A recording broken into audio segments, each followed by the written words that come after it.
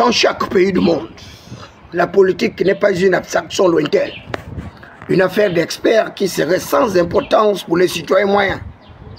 Elle, au contraire, une réalité qui sans cesse se renouvelle et dont dépend largement le niveau de vie des populations, mais également leur niveau de scolarisation et d'alphabétisation.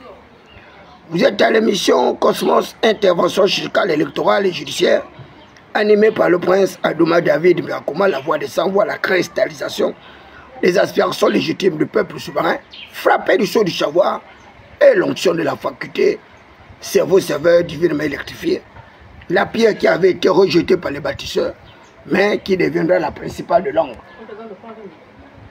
Un rocher de scandale, une pierre d'achoppement. Le sujet qui défait la chronique aujourd'hui fait suite au musulman de la presse. Au musulman de la presse qui est rendu consécutif à l'arrestation d'un journaliste appelé Leka. Leka qui est directeur de publication d'un journal très frisé par les populations gabonaises, a fait l'objet d'une arrestation et il n'y a aucun membre de la presse pour pouvoir justement prendre parti pour ce compatriote. Nous avons suivi l'actualité de l'arrestation de ce compatriote à travers l'informateur national et international, c'est-à-dire Jonas Moulenda. Jonas Moulenda qui aujourd'hui constitue la presse nationale gabonaise, la presse internationale, mais également la presse présidentielle. Il est le seul à avoir la possibilité de donner des informations au Gabonais.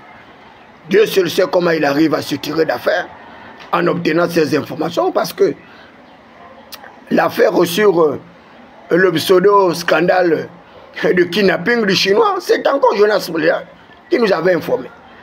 Et je suis à même de croire, à tort ou à raison, que Jonas Moulenda aurait des complicités dans la chaîne décisionnelle, et particulièrement la presse du palais, mais également ceux-là qui sont au cœur de l'exercice du pouvoir. Lorsque Brice Oligui Nguema arrive à toucher, Jonas Moulenda est au courant. Lorsqu'il arrive à avoir des difficultés avec ses épouses, Jonas Moulenda est au courant. Et c'était encore Jonas Moulenda qui nous avait tenu informés du mariage de Brice Oligui Nguema. Personne n'aurait pensé un seul instant que Brice Oligui Nguema était en train de se marier quelque part avec sa charmante deuxième épouse que vous connaissez très bien, dont je n'ai pas besoin de faire de publicité. Cette épouse aujourd'hui qui constitue un véritable levier de croissance pour notre pays grâce à des investissements dans le domaine de l'éducation du côté du 3e arrondissement de la commune de Ntome, dont je suis résident. Et je voudrais d'ailleurs saluer au passage cette femme dynamique qui arrive à trouver du temps pour pouvoir s'intéresser à la misère des couches de population des quartiers précaires, particulièrement les orphelins. Donc, recevez mon témoignage, Madame Brice Oligui Nguema, pour tous les efforts que vous consentez dans le cadre justement du soutien de toutes ces personnes vulnérables. Donc, l'arrestation du journaliste Leka est un fait majeur que nous devons dénoncer. Ce journaliste est non seulement journaliste d'investigation, également comme Jonas Moulenda, mais paraît-il c'est également un opérateur économique. Un opérateur économique sur le plan de la communication, donc il en a fait un véritable métier. Et dans le domaine de la communication, vous avez ce qu'on appelait sur le plan international la dépénalisation des délits de presse. La dépénalisation. Si on a pu dépénaliser l'homosexualité dans notre pays, a fortiori lorsqu'il s'agit également de la dépénalisation des délits de presse. Mais dans cette dépénalisation des délits de presse, il faut également tenir compte du coût des avantages comparatifs. À savoir que les journalistes, de par leur fonction de journaliste, certains ont d'autres activités lucratives au bord du chemin. Il vous souviendra qu'il y a un journaliste gabonais appelé Roméo qui avait peint Pierre Claver Mahanga Moussavou, le bovin de Moutasso, qui il n'y a pas longtemps a traité un intellectuel gabonais de haut rang d'idiot, c'est-à-dire le professeur Idiata. Et je me suis interposé pour dire clairement ou ouvertement que Pierre Claver Mahanga Moussavou était très mal placé pour traiter Idiata Didio, parce que lui-même son doctorat était un doctorat contrefait qu'il aurait obtenu sur des voies, vous voyez, d'une fausse croissance intellectuelle à travers des pays industrialisés qui en réalité ne sont pas des véritables référentiels en matière d'excellence académique. Et Roméo va peindre Pierre Claver Mangam Savo avec une image sordide du chef de gang. Et Mangam Savo, vice-président de la République, va débourser 50 000 francs dans une procédure grotesque, une procédure mercantiliste épicurienne,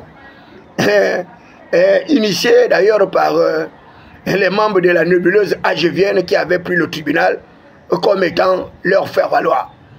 Et Maranga va débourser cette faramineuse somme de 50 millions de francs CFA. 50 millions qui leur auraient permis de monter une entreprise en communication pour engager également des ripostes graduées, voire même des potis d'enlignement et de conternement pour mettre hors d'état de nuire ce pseudo-journaliste Roméo, caractérisé par une espèce de fantasmagorie communicationnelle avec des atteintes à l'honneur, à la dignité des personnes. Et ce dernier va perdre le procès au niveau du tribunal de Libreville. Il va s'en tirer malheureusement à bon compte, avec une faible peine d'emprisonnement, mais avec les dommages et intérêts qui vont se chiffrer à près de 50 ou 30 ou 40 millions, quelque chose comme ça. Je crois environ 50 millions. Malheureusement, ce journaliste précarisé, prévaricasé, je ne pense pas une seule minute qu'il aurait permis à Pierre Claver Mangam Savo de rentrer en possession de ces dommages et intérêts. Mais dans tous les cas, Mangam Savo va se réjouir du fait qu'il aurait lavé son honneur et que toutes les accusations de chef de gang avaient pris le chemin de Damas et que c'était une haute manipulation de la nébuleuse AGVN pour lui faire perdre son poste de vice-président de la République avec un autre frère dont j'ai beaucoup d'estime, sinon la considération, M. Guy Bertrand Mapangou, et qui va perdre également son emploi de ministre d'État au niveau du ministère des eaux et forêts, mais ce dernier ne va engager aucune riposte, aucune plainte envers ce journaliste. Donc Pierre, comme on l'appelle, Mapangou, Guy Bertrand, a su faire preuve de hauteur, de grandeur d'esprit, et il va tout simplement rentrer chez lui en ayant perdu cet emploi pour avoir exécuté le principe de subordination hiérarchique, parce qu'il avait reçu l'instruction, voire même presque une injonction de la part du vice-président de la République, Pierre Claver Mangam Savo, pour que le même Chinois, paraît-il, et qui est à l'origine aujourd'hui de toute la situation décriée dans notre pays sur le plan sécuritaire, puisse rentrer en possession de 120 essences de Kevazingo. Le Kevazingo, c'est une essence prisée par la communauté internationale qui ne pousse qu'au Gabon, une autre richesse considérée comme une richesse forestière qui va défier également les bourses au niveau de notre espace pétrolifère. Donc c'est pour vous dire que la question des journalistes est au cœur des préoccupations majeures de notre gouvernance politique et économique que ce soit. Et c'est tout de même dommage que ce soit à l'ère de Brice Oligui-Nguema, à l'ère de la 5e République où les journalistes sont cueillis à l'aéroport en toute violation d'ailleurs de nos règles de droit national et international, les règles de protection de ce métier de journaliste, mais également de protection des libertés publiques. Ce journaliste qui a été arrêté avec une arrestation presque spectaculaire, pour ne pas dire arbitraire, et comme si nous étions dans un régime politique stalinien caractérisé par une dictature féroce. Et je vous l'avais dit depuis longtemps, que ce régime politique caractérisé par une espèce de militarisation va causer des problèmes à Brice Oligui-Nguema. Et nous ne sommes pas encore au début de nos peines. Parce que ces genres d'arrestations spectaculaires prouvent à suffisance que ces gens-là ne respectent pas la loi. Ne respectent pas la loi. Et notre loi fondamentale, d'ailleurs qui ne lise jamais, parle bien du principe de la représentation. La représentation. La même loi fondamentale adoptée à plus de 90% parle du principe de l'innocence. Et il le confirme clairement, comme je vais bien le répéter, que jusqu'à ce qu'on ait prouvé la culpabilité d'un individu au cours d'un procès contradictoire public, ce dernier est censé être considéré comme un innocent. Mais malheureusement, la présomption d'innocence au Gabon s'est transformée en présomption de culpabilité à cause des forces de défense et de sécurité, certains d'ailleurs ignorants de la procédure judiciaire. Mais le code de procédure judiciaire est clair. Les forces de défense et de sécurité sont sous l'autorité morale et judiciaire du procureur de la République. Et le procureur de la République, au même titre que les forces de défense et de sécurité, reçoit les plaintes et les dénonciations, et ces derniers sont chargés de rechercher les auteurs qui auraient commis ces actes délictuels afin de les traduire devant les tribunaux compétents chargés de les juger. Donc le B2 n'est pas un tribunal. La direction générale des recherches n'est pas un tribunal. Et il faut que ces forces de défense et de sécurité le comprennent, qu'ils sont des justiciables au même titre que les autres. Et également peuvent faire l'objet de procédures judiciaires. Et pourquoi pas être incarcérés? Pourquoi pas être incarcérés? Donc il faut que les forces de défense et de sécurité arrêtent de détruire le capital. Et aujourd'hui, toutes les personnes qui sont poursuivies à tort sont toujours sur l'effet du prince. Et c'est Brice Koto Oligui-Nguema qui en est accusé, alors que vous avez des forces de défense et de sécurité véreuses qui refusent de respecter la loi. Il vous souviendra qu'il n'y a pas longtemps, ces dernières ont fait assassiner un de leurs. Et nous avons perdu un brave soldat comme ça, par des mesures rétrogrades de contorsion, par des tortures et des flagellations. Or, la Déclaration universelle des droits de l'homme et du citoyen, dans un de ses articles, stipule très clairement que l'usage de la torture est strictement interdit avec tous les traitements inhumains ou dégradants. Même notre loi fondamentale a repris ce même article de protection des droits humains. Mais nous sommes au Gabon. On a vite fait de vous attraper parce que vous portez une critique objective à l'égard de ce système cabataire, cet État militarisé qui aujourd'hui étouffe le peuple comme une chape de plomb. Eh bien, on a bien fait de vous torturer et de vous faire subir plusieurs sévices. Mais ces gens-là ignorent qu'ils ont un procès en instance auprès du tribunal de Paris, en France, où certains de ces forces de défense et de sécurité ont été cités nommément dans les actes de torture, de flagellation, de meurtrissure à l'égard de la première dame Sylvia Bongo Valentin et son fils Nodine Bongo. Et d'ailleurs, nous apprenons que d'ici le 10 novembre, ces deux acteurs politiques de notre pays vont faire l'objet d'un jugement par coutumance au niveau de nos différents tribunaux. Et c'est une peine perdue. C'est dommage et regrettable. Et le peuple n'est pas dupe. De toutes les façons que vous arrivez à les condamner, à tort ou à raison, cela importe peu au peuple gabonais. Voilà, que nos dînes soient emprisonnés avec sa mère ou pas, eh bien, sachez-le que nous nous en foutons éperdument. Nous nous en foutons éperdument.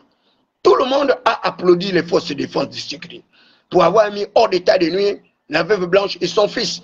Mais malheureusement, les forces de défense et de sécurité aujourd'hui sont en train de perpétrer le même système comateur, le même système apocalyptique, eschatologique que nous avons dénoncé. Et c'est bien dommage et regrettable. C'est une honte pour la 5e République. Cette 5e République qui aurait pu être un véritable levier de croissance économique social de notre pays, un système qui nous aurait permis d'accélérer le processus de maturation de notre démocratie, est aujourd'hui en train d'entraîner le peuple vers un système de monopartisme induit avec des effets dévastateurs. Et c'est triste, c'est regrettable de le dire. Et d'ailleurs, je voudrais condamner tous ces actes macabres où on arrive à faire arrêter un journaliste par propagande, par fantasmagorie, par opportunisme, par mercantilisme et épicurisme pour vouloir faire croire aux gens que le Gabon serait un état de droit à l'ère de la République de Brice Koto Oligui-Nguema. Jamais les libertés individuelles ont eu autant de régression.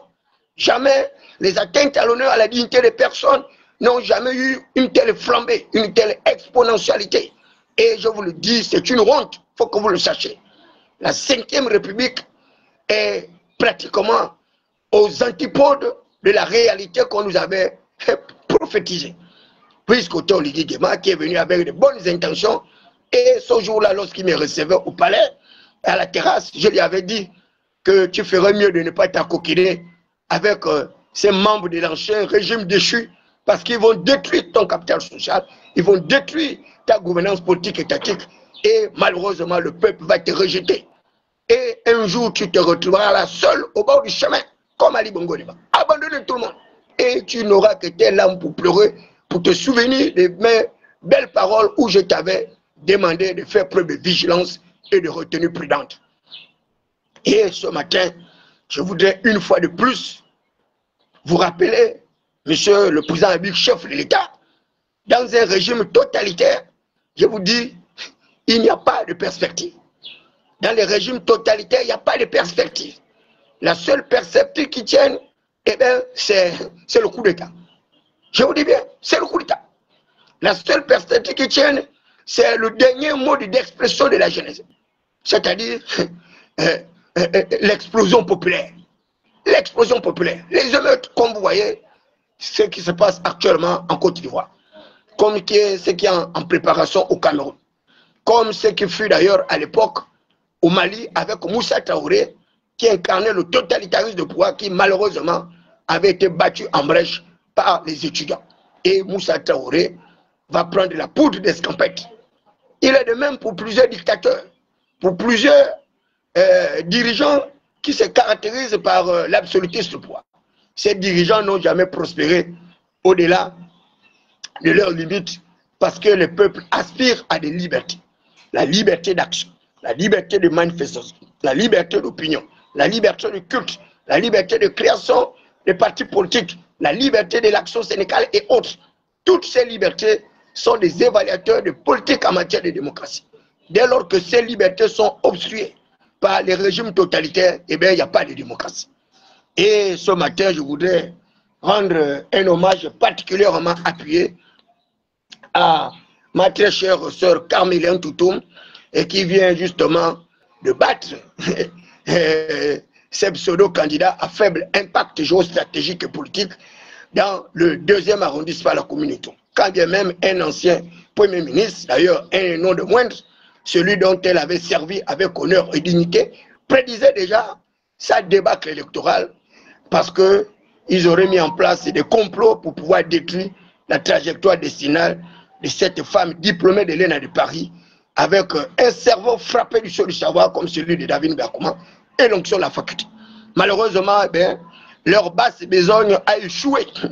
Cette basse besogne a échoué dès lors que David Mbakuma a pris parti pour Carmélien Toutoum et il est très difficile que je soutienne quelqu'un et qu'il arrive à perdre. Il est de même pour mon frère Oswald Mayouno, dont j'avais demandé de soutenir et j'apprends d'ailleurs qu'il a été victorieusement élu. Je voudrais le féliciter pour cela, féliciter son leadership, féliciter Alexandre Awassi également que j'avais demandé aux populations de faire élire, qui avait été élu dès le premier tour, ce brillant acteur politique étatique aujourd'hui qui constitue un véritable phare de l'âge pour une certaine jeunesse, une jeunesse alphabétisée, une jeunesse scolarisée, une jeunesse qui véritablement arrive à cerner les enjeux de développement des villes et villages. Donc, je voudrais une fois de plus également remercier mon très cher aîné, le docteur professeur Wilfried Okumba Kamitatu le nid d'Andjougou, cet acteur politique aujourd'hui qui nous abreuve chaque jour à travers ses tickets. Et il rappelait à la communauté fan sur la nécessité de préserver les intérêts de notre communauté, à savoir protéger l'emploi de Carmélien Toutoum, protéger son leadership, parce qu'il vaut mieux protéger un ministre d'État de sa localité que de tenter de la jeter en pâture, parce que l'avenir est incertain. Et je voudrais faire mien avec Wilfried Okumba Kamitatu pour le féliciter pour sa grandeur d'âme, pour son esprit patriotique et républicain. Wilfried Okumba Kamitatu qui a reconnu très fortement la malorganisation de notre système électoral gangréné par une multiplicité de fraudes électorales qui entraîne le Gabon aujourd'hui vers des lendemains incertains avec un régime politique présidentialiste monocéphale avec une tête de l'exécutif qui s'est accaparé de toutes les prérogatives de puissance publique, et c'est dommage et c'est regrettable.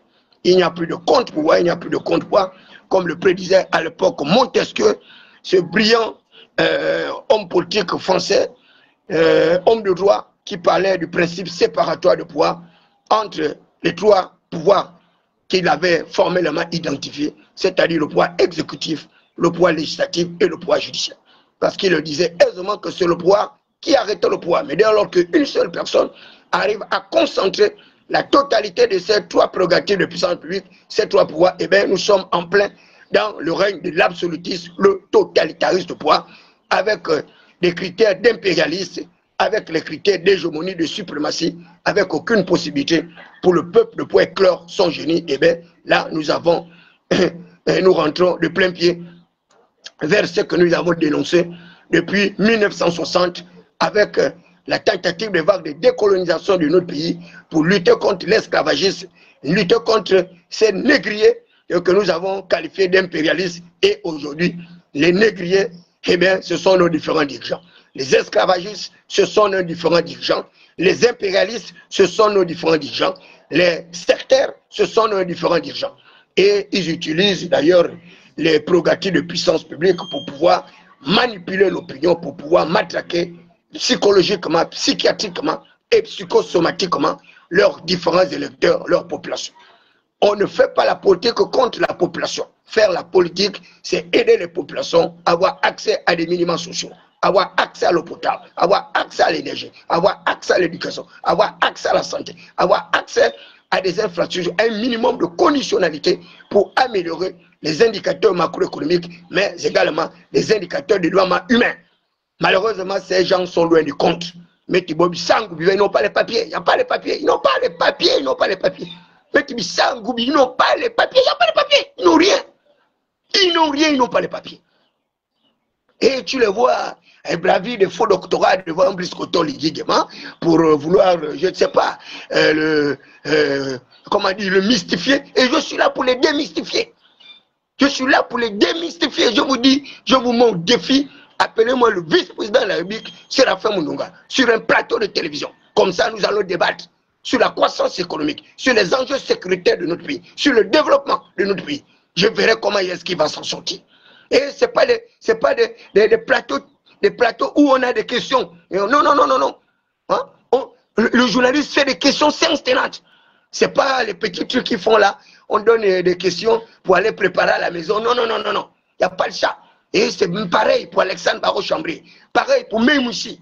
Invitez-les sur les plateaux de télévision. Vous m'invitez, moi, David Berkouma. Je vais démystifier ces gens. Je vais leur apporter la preuve qu'ils ont fait de très mauvaises études. Ce sont des études contrefaites obtenues dans des universités de fortune de pays pseudo-industrialisés. Même dans les pays industrialisés, il y a des faux établissements. Certains établissements, d'ailleurs, non reconnus d'utilité publique.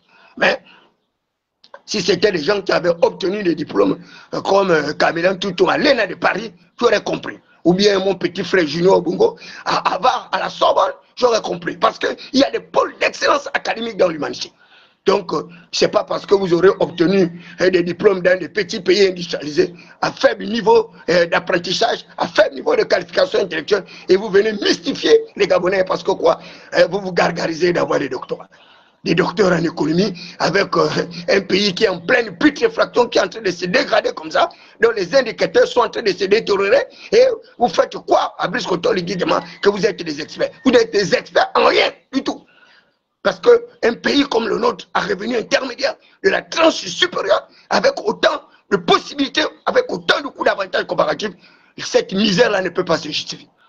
Je dis bien, cette misère ne peut pas se justifier. Cette impossibilité, cette incapacité notoire du gouvernement de pouvoir répondre aux attentes des populations ne peut pas se justifier. Regardez l'université Omar Bongo Ondimba, un véritable mouroir d'intellectuels. Regardez l'université des sciences et techniques de Massoko, où les étudiants sont en grève, à la recherche d'une gargote, à la recherche d'une beuverie, d'une chasse mouchetée, et ce gouvernement n'est pas capable de réfectionner un campus universitaire. Ils ne sont pas capables de réfectionner un restaurant. Ils ne sont pas capables de redynamiser l'université Omar Bongo Ondimba. Et tu les vois à l'Assemblée nationale, on me dit qu'ils sont allés pour défendre les budgets prévisionnels de 2026, leur budget sectoriel, alors que c'est de simples manipulations. Quel budget? Ils ont quel budget? Quel budget? Et hier, je vois le ministre des Affaires étrangères qui est venu faire ses esplégheries à l'Assemblée, devant l'Assemblée nationale. Lui-même est ministre, il est devenu député. Pourquoi il est allé à l'Assemblée nationale? Il fallait qu'il reste ministre comme il est ministre des Affaires étrangères. Hein? Il a sauté à pieds joints dans une élection tronquée pour se retrouver député du côté justement de Port-Gentil parce qu'il aimerait fuir. Il aimerait se sécuriser, avoir l'humilité parlementaire pour ne pas être poursuivi pour plusieurs délits dont on va reprocher les autres. Et voilà comment la 5e République se caractérise. Les gens sont juges et partis. Il va défendre un budget auprès de la Chambre bicamérale monocolore, dont lui-même est en même temps député. Donc, il est en même temps ministre, où il va aller. C'est pas croyable. C'est ça le totalitarisme. Vous ne pouvez pas être juge et parti. Voilà quelqu'un qui est ministre des Affaires étrangères, qui part pour défendre sa politique budgétaire à l'Assemblée, et lui-même, il est encore député de cette même Assemblée. Bon, quel contrôle on peut exercer dans de telles conditions? Où vous avez votre supérieur hiérarchique, qui plus est un ministre, appartenant d'ailleurs à votre écurie, l'Union démocratique des bâtisseurs, et il est en même temps député. C'est ça le totalitarisme, où les gens arrivent à une espèce d'accumulation de titres honorifiques et nominatifs, mais sans aucune productivité, sans aucune valeur ajoutée, sans aucune amélioration des conditions de vie des Camerounais. Vous arrivez au ministère des Affaires étrangères, mais vous seriez peiné, vous seriez choqué. Nous avons des ambassadeurs qui ont été relevés de leurs fonctions, des ambassadeurs qui ont dépassé l'âge de la retraite, mais ils refusent de rentrer. Ils sont là-bas à l'étranger. Le ministre n'arrive pas à les faire rentrer. On a des compatriotes retraités qui doivent rentrer au Gabon. On n'arrive pas à les faire rentrer. Il n'y a pas l'argent. Bon causalité. Il n'y a pas l'argent. Et il défend un budget fictif. Un ministre des Affaires étrangères qui n'arrive pas à payer le carburant pour transporter ses agents. Qui n'arrive pas à enlever une poubelle dans son administration.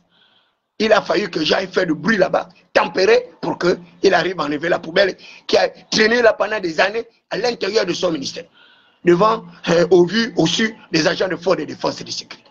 Et ce sont eux qui nous font croire, à tort ou à raison, que le Gabon serait un état de droit. Quel état de droit?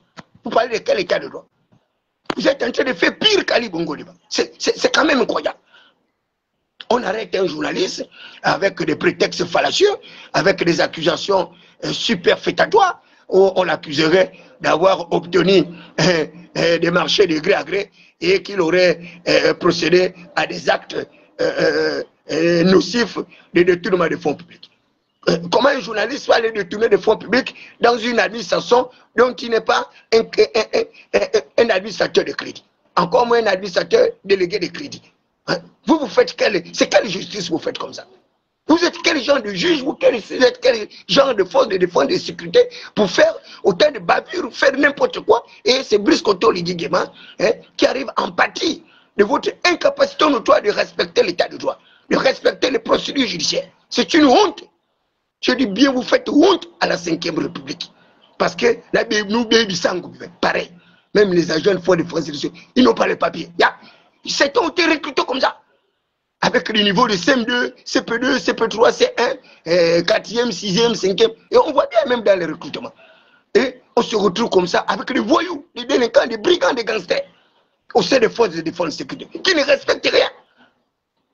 Parce que quoi? Ils ont les galons, ils ont les fusils d'assaut, les ordres de Staline. Donc, ils peuvent massacrer tout le monde. Ils ne savent pas que user de la torture pour avoir les aveux des détenus est interdit. Ce n'est pas leur problème. Ils vous arrêtent, ils vont vous bastonner, vous torturer. On a vu même à l'époque, certains arrivaient même à vous faire commettre des sévices sexuels. Voilà.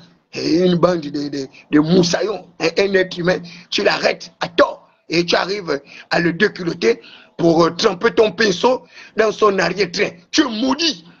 Aussi bien que tu seras maudit, ta famille sera maudite, tes enfants seront maudits, tu seras maudit dans les champs, maudit dans les marais, maudit dans les rivages, partout où tu iras. Tes enfants seront le plus bêta de tous les bêtas de l'humanité. Parce qu'on ne peut pas exercer une telle violence sur des personnes. C'est pas croyable. Un agent de force de défense et de sécurité est un modèle chip de citoyen. Je dis bien un modèle chip de citoyen. La droiture doit le caractériser. La justice doit être son fer de lance. Et la retenue et la vigilance. Mais regardez comment ils sont. Non, ils font n'importe quoi. Ils font n'importe quoi. Ils sont comme sur un terrain conquis, comme s'ils ont reçu des ordres de faire tout ce désordre. Mais ça son corps défendant. Si Brice Koto dit vraiment est en train de blaguer avec sa propre, avec les membres de sa famille, s'il pense que, parce qu'il voit ce calme-là, que tout est parfaitement compris. Mais, mon très cher petit frère, monsieur le président, mais ne pensez pas que tout est acquis, que tout est accompli. Vous êtes en train de voir ces tombeaux-là, mais vous ne savez pas les gens qui sont à l'intérieur de ces tombeaux. Vous ne savez pas les gens comment ils sont en train de réfléchir dans les villes et villages. Comment est-ce qu'ils vont vous rendre l'appareil pour avoir trompé, trahi le Parti démocratique gabonais. Vous allez à une élection comme ça. Vous avez 109 députés. 109 députés. 109 députés. Même à l'époque, la liste n'était pas comme ça. Mais vous êtes content, vous êtes fiers d'avoir une chambre bicaméral monocolore. Vous avez pris tous les députés, 109. Vous avez pris tous les sénateurs. Vous avez pris tous les conseils municipaux et départementaux. Et vous en êtes fiers. Comment vous pouvez vous réjouir d'avoir un système politique où vous serez le seul, où vous serez le seul régent? Ça n'a pas de sens. Et vous avez adopté la démocratie pluraliste. La pluralité démocratique, c'est la pluralité d'opinion. Pour créer une espèce de collégialité gouvernementale au sein de nos différentes chambres. Il faut des équilibres pour que la démocratie soit maintenue, même dans ce semblant de démocratie. Mais vous rejetez tous les principes démocratiques. Mais on est dans quel régime? On est dans quel régime? Comment est-ce que vous allez vous en sortir en vous comportant ainsi à l'égard de toutes ces personnes-là qui vous ont soutenu, qui vous ont apporté une aide de réfléchir au moment où vous avez besoin d'eux? Vous pensez que l'humiliation de Jean-François Ndongou, l'humiliation de Blaise Oulembé, les autres, Angéline Gama et autres, ces gens-là vont vous laisser impunis? Vous savez comment ces gens-là réfléchissent? Et vous êtes heureux d'avoir 109 députés et vous êtes content, vous pensez que vous avez gagné. Mais qu'est-ce que vous n'avez rien gagné. Vous avez 100, parmi vos 109 députés, il y a au moins 80 ou 90 pédigistes. 80 à 90 pédigistes avec la même idéologie. La centralisation excessive du pouvoir. Et c'est ça là qui vous a amené là-bas. Et vous êtes tombé à pieds joints. Et vous pensez que ces gens-là sont avec vous. Mais c'est que vous ne connaissez pas bien les pédigistes.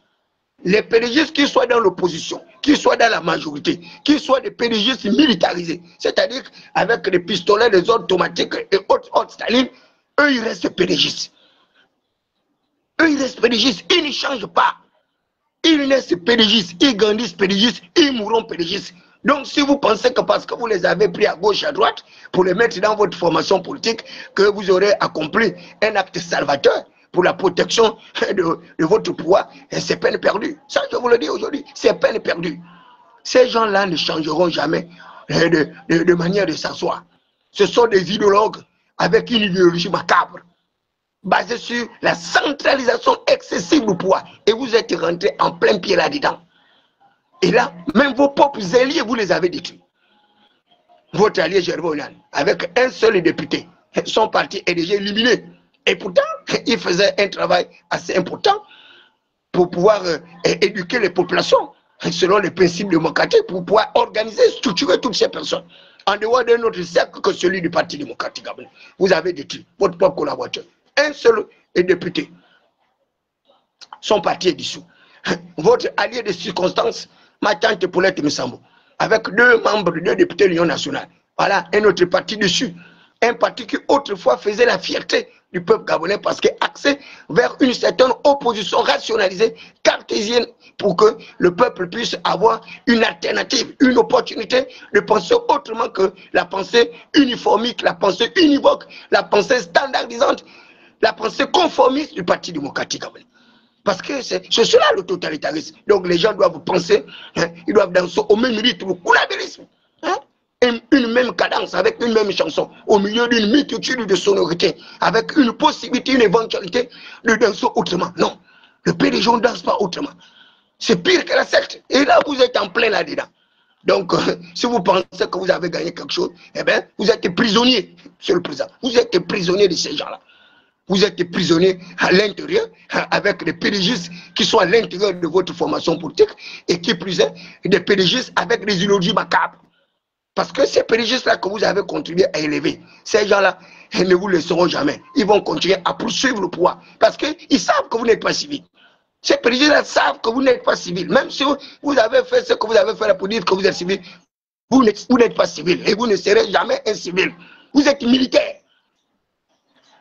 On ne perd pas le corps auquel on appartient. On ne le perd pas. Moi, je suis du corps des affaires étrangères. Je suis secrétaire des affaires étrangères. Même si ils ont décidé de me traiter en conseil de discipline, même si on m'enlève de cet emploi-là, jamais je perdrai mon statut de secrétaire des affaires étrangères. Même au chômage, on m'appellera un secrétaire des affaires étrangères. Il est le même pour les militaires. Les militaires ne peuvent pas se déshabiller. Le militaire ne peut pas changer de fonction. Ce n'est pas possible. Ce n'est pas possible. Vous êtes né militaire, vous grandissez militaire et vous mourrez militaire. Donc ces gens-là avec lesquels vous vous êtes accoquinés, sachez-le que ces gens ont les mêmes ambitions, les mêmes impétences de pouvoir que vous. Et il y a plus de 20 ans, 30 ans, ces gens-là cherchent le pouvoir. Ils cherchent les positions de pouvoir. Ceux qui n'ont jamais pu obtenir par la voie des urnes. Vous avez bien vu comment Barrow Chambi a eu toutes les peines et les difficultés pour être élu simple député. Mais vous l'avez transformé en vice-président de la République. Même à l'époque d'Ali Bongo Deba, Barrow Chambi n'aurait jamais pu occuper une telle fonction. À l'époque d'Ali Bongo Deba, Séraphin Mundunga n'aurait jamais pu occuper une telle fonction de vice-président de la République. Voilà, des gens qui occupent des fonctions à tort, sans aucune légitimation de pouvoir. Tout simplement par la volonté du prince. Mais attendez voir le coup que ces gens-là vont vous préparer. Si vous ne le savez pas. Mais ils ont déjà préparé un cocktail Molotov en matière d'évaluation des politiques publiques. Donc votre loi de finances que vous êtes en train d'éplucher à l'Assemblée, Monsieur le Président, c'est une loi de finances qui n'a aucun contenu, aucune existence, parce que quoi? C'est une loi de finances contrefaite dans un seul but, justement, de vous faire tourner en dérision pour que les Gabonais puissent croire que vous n'êtes pas à la hauteur de votre tâche. Et les faits sont là. 7 000 milliards de prévisions budgétaires pour 7 000 dettes. Ça n'a pas de sens. C'est un budget nul. Mais ils vous diront que c'est un budget en équilibre. L'équilibre de Pangloss. Un budget, un minable budget comme ça. On dirait des gens qui n'ont même pas fait l'économie. Non. Un tel budget prévisionnel avec un taux d'endettement excessif que nous avons. Mais bientôt, vous allez dépasser la norme admise par les organismes financiers continentaux. Donc, rien que dans notre sous-région, avec la BUAC, la Banque économique des États d'Afrique centrale et autres, vous allez dépasser le seuil admis par la norme continentale. Donc, moins de 80%. Lorsque vous allez arriver à osciller les 86%, les 90%, les Gabonais vont rire de vous. Ils vont se moquer de vous avec vos économistes et des bas quartiers de Faubourg de Paris. Donc, sortez de Cambridge. Mais il n'y a pas de papier. Lorsque vous prenez comme ça un banquier, comme Henri-Claude Hima, un homme fortuné comme ça, vous le mettez à côté de vous et vous lui gonflez des titres honorifiques comme ça qui ne servent à rien. Et il cumule comme ça des fonctions, il a même temps juge parti. Et pourtant, vous avez trouvé un conflit d'intérêt quand c'était Hervé Patrick Kopianga. Mais comme c'est votre oncle, vous préférez le garder là, en pleine violation de la loi. Et il n'y a personne pour dire que cet acte doit être combattu et dénoncé. Non, parce que quoi? C'est votre parent. Et les gens ont peur de vous dire que vous faites mal. Pour votre propre bien. Moi, je le dis pour votre propre bien. De toutes les façons, nous, on n'a rien. Qu'est-ce qu'on peut perdre sinon quelque chose qu'on n'a pas gagné? Vous m'avez reçu, vous n'avez pas été capable de respecter vos propres ordres, vos propres orientations. Un chef d'État dont les ordres ne sont pas respectés par ses collaborateurs. Et vous pensez que vous arrivez à commander? Ça, c'est être un dirigeant, être un membre d'un exécutif totalitaire. Vous donnez une instruction à votre collaborateur, passe outre, il ne respecte pas votre instruction. Et vous trouvez cela normal? Pour un chef d'État de votre Trump qui arrive à violer son serment, à violer sa parole donnée, et vous voulez que les gens vous prennent au sérieux, que les gens vous accompagnent dans cette mégalomanie politique, administrative et financière, mais ça ne peut pas marcher. Mais comptez bien sur vos propres gens. Lorsque vous serez dans le tourment, ces gens vont vous abandonner. Vous serez pire qu'Ali Bongo Deba. Ils vont vous abandonner. Retenez bien cette phrase. Nous sommes un dimanche. Moi, je suis un fils des prophètes. Je suis un fils d'Isaac. Jamais j'ai prophétisé et la prophétie ne s'est pas accomplie. Jamais. Je vous dis, il vous reste très peu de temps pour pouvoir vous réajuster. Si vous n'arrivez pas à vous réajuster pendant le temps requis là, ça va être une catastrophe pour vous. Ces gens-là vont se moquer de vous. Parce que la crise arrive. La crise économique arrive. Elle va frapper le Gabon. Les gens deviendront de plus en plus pauvres. Vous avez vu ce qu'ils ont fait? Ils vous ont entraîné dans les casses. Vous êtes allé casser les pauvres maisons. Les pauvres maisons de mon père qui ne vous a rien fait. Donc son enfant vous a soutenu tout le long de votre campagne. Tout le long de votre légitimation de pouvoir. Vous êtes venu, vous avez tout cassé. On n'a plus d'héritage, on n'a plus de maison, on n'a plus rien. Et vous prenez encore les maisons que je vous ai montrées. Kali Bongo, il va construire plus de 1080 maisons. Vous arrangez ces maisons, vous donnez à vos amis. Quel est ce genre de gouvernance? Vous donnez des maisons à des personnes qui ne sont pas des ayants droit, qui n'ont même pas habité dans l'endroit où on a cassé. Mais comment est-ce qu'on peut gérer un pays avec autant d'injustice, avec autant de discrimination? Et vous avez ces pauvres femmes que vous avez cassé les maisons, qui dorment à la belle étoile là-bas, devant l'Assemblée nationale. Vous êtes un chef d'État. Vous êtes là pour réparer les torts, mais vous les accentuez encore. Vous avez laissé là-bas. Vous n'avez même pas réglé le problème. Mais je vous dis, vous n'allez pas construire là avant 2 ans, ce n'est pas possible. Ce n'est pas possible, parce que les bailleurs de fonds ne vous donneront jamais l'argent pour construire sur cet endroit-là, parce que eux, ils savent déjà que c'est un endroit litigieux. Dès lors que vous avez déguerpi les gens sans pouvoir les reloger, sans pouvoir aider ces personnes-là à rentrer en possession de leurs biens. Et ces gens vous ont menti. Oh, on leur a payé les maisons, on avait payé les terrains. Jusqu'à aujourd'hui, il n'y a pas les papiers. Venez montrer les papiers et les bons de paiement, zéro. Et on a distrait tout le monde, on a satisfait l'appétit de quelques résidus qu'on abilise du palais et on a fait taire tout le monde. Mais vous ne savez pas que tous les déguerpis là, certains sont déjà rentrés au village. Parmi eux, il y en a qui sont déjà morts. Tout simplement à cause de ceux-là qui gravitent autour de vous. Vos courtisans intrigants. Et vous arrivez comme ça, vous quittez de l'étranger, vous venez, vous assumez cette entière responsabilité pour dire que c'est vous qui avez envoyé les gens. Quand bien même on sait que c'est faux. Mais comment est-ce que vous pouvez vous attribuer des péchés d'autrui? Vous allez vous accaparer des péchés d'autrui, des péchés qui ne vous appartiennent pas. Et vous préférez vous en accaparer et vous êtes content. Vous vous enorgueillissez de récupérer les péchés d'autrui, les péchés d'autrui. Les acteurs politiques qui flagellent la veuve, qui flagellent l'orphelin, qui bastonnent le pauvre, le misérable. Et vous prenez tous ces péchés-là. Vous dites non, c'est moi qui les envoie. Ah oh non, mais ça, c'est pas croyable. Vous quittez la boue, vous êtes maintenant à Anzarion. Vous êtes venu, vous avez tout cassé aussi. Mais le maire casseur, est-ce qu'il s'est en sorti? Lorsque je disais au maire de Libreville que mais tu ne sais pas que tu es en train de faire ta propre propagande, une contre-propagande. Et il est quand même candidat, il était quand même candidat tête de liste dans le 5e arrondissement. Vous voyez des gens comme ça. Tu mets des Libreville, tu casses les maisons des gens en plein processus électoral. Et tu vas encore vers ces électeurs-là pour demander leur voix. Est-ce que ces gens-là, vraiment, vous êtes des êtres réfléchis? Vous êtes des êtres réfléchis? Vous avez quitté Nzaïon. Ils sont maintenant au Vendo. Ils sont allés raser là-bas aussi.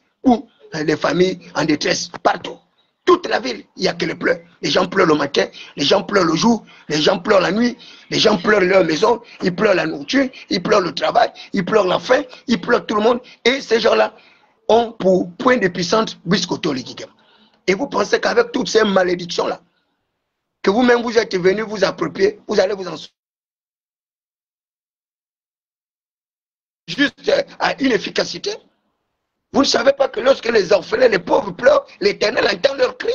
Vous êtes chrétien, pourtant vous allez dans les églises. Et vous vous associez à des malfaiteurs, des gens qui font du mal à votre pauvre population, des gens qui ont voté pour vous. Vous ne savez pas que la Bible dit de ne pas marcher avec le moqueur, de ne pas vous asseoir avec la table des méchants, que les mauvaises compagnies corrompent les bonnes mœurs. Mais on va vous l'expliquer. Comment est-ce qu'on va vous expliquer? On va vous faire entendre raison comment. On vous a dit de ne pas marcher avec Nazi. Vous avez marché avec Nazi. Vous l'avez donné l'argent. Vous l'avez donné des instructions pour nous insulter, nous qui sommes vos soutiens. Ça a donné quoi? Le même Nazi s'est retourné contre vous. Le même Nazi s'est retourné contre vous. Où en sommes-nous aujourd'hui avec l'affaire des nazis? On vous a dit de ne pas marcher avec les brigands, avec les gangsters, avec les voleurs, avec les criminels. Vous continuez à marcher avec eux. Vous êtes à quel niveau avec le roi béni? Votre amitié s'est terminée où? Et là maintenant, c'est avec vos propres parents. Vos propres parents. Les forces de défense et de sécurité. Qui ont commencé la rébellion aussi avec vous. Avec des accusations. Dieu seul sait si c'est vrai ou c'est faux. Mais si c'est vraiment réel que ces gens-là ont vraiment accompli les actes macabres dont ils sont reprochés. Donc moi je continue à émettre des réserves. Mais c'est très grave. Les enlèvements, des séquestrations, ça ne relève pas d'une gouvernance étatique rationalisée, avec un chef d'État qui soit capable de respecter un certain nombre de cadres normatifs. Pourquoi vous voulez gaspiller votre propre carrière comme ça? Vous n'avez même pas commencé à légitimer le pouvoir. Vous avez déjà tout dit. Vous parlez de la 5e République. Vous n'êtes même pas encore entré dans la 5e République. Mais regardez comment le climat social est détérioré. Alors que je vous ai avisé de faire attention pendant cette consultation électorale. Voilà. Vous avez 109 députés. Avec 80 PDGistes parmi vos 109 députés.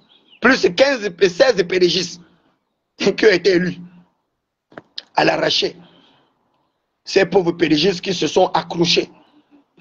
Comme les Caméléon Toutoum, les Blaise Bembe, l'Angeline Goma et les autres. Et certains même de ces PDGistes, vous les avez aidés. Sans quoi le PDG aurait eu peut-être 3 ou 4 députés. Alors que, lorsqu'on est allé au dialogue, le peuple vous avait dit, le peuple vous avait bien dit de dissoudre le PDG. Et de dissoudre toutes les autres formations politiques. Vous n'avez pas écouté, mais vous avez cru que le peuple n'était pas constant. Mais le peuple a été constant. Le peuple a donné une débâcle sévère au PDG. Les 16 là, c'est vous qui les avez repêchés parce que ce sont vos amis. Les Blaise Bembe, les Angélique Ngoma, les autres là, c'est vous qui les avez aidés. On a bien entendu cette communication de l'ancien Premier ministre Biogemba qui le disait clairement qu'il y a eu des consignes qui ont été données pour faire mordre la poussière Caméléon Toutoum. Et que si vous-même, le chef d'État, vous n'intervenez pas, il y a de fortes chances qu'elle ne gagne pas. Donc c'est vous qui faites nommer les députés à la place d'une élection. Mais ça c'est très grave. Ça c'est des propos révélateurs d'un vaste complot, comme tout le monde l'a dénoncé, que ces élections se sont très mal organisées. Et Mundunga vient nous raconter ces balivernes, il vient faire de fausses communications pour dire que l'élection s'est très bien passée sur l'ensemble du territoire, à part quelques 2%. Et parmi ces 2% là, dans sa propre ville où l'incarne l'impérialisme, le totalitarisme suprématique et hégémonique du pouvoir, chez lui, on a annulé parce qu'il y a eu la tricherie. Bon, où est le terme référentiel? Tu viens défendre l'indéfendable. Tu viens dire que l'élection s'est bien passée, mais en revanche, chez toi, ça s'est très mal passé. Quel est ce genre d'argument? Quel est ce genre d'argument? Est-ce qu'une chose peut être et ne pas être? Vous dites non, ça s'est bien passé, sauf que chez moi, ça s'est mal passé. Est-ce que ça c'est la réflexion de quelqu'un qui veut vous aider dans votre gouvernance politique? Mais là, vous avez encore une dernière occasion. Vous avez une dernière occasion là. L'élection est finie, tous les partis politiques ont disparu. Il ne reste plus que le PDG et l'UDB.